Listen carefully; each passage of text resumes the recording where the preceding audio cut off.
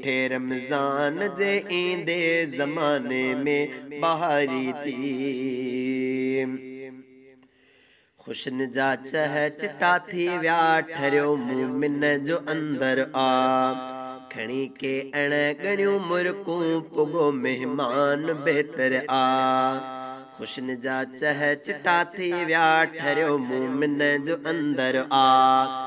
खणी के अण गणियों मुरकूं पुगो मेहमान बेहतर आ। सभई दिल जे अंगण खे ई बुहारियो साफ़ कयो पलड़ो। अचे सो माह थो जंहिंमें लथो क़ुर्आन आ मिठड़ो।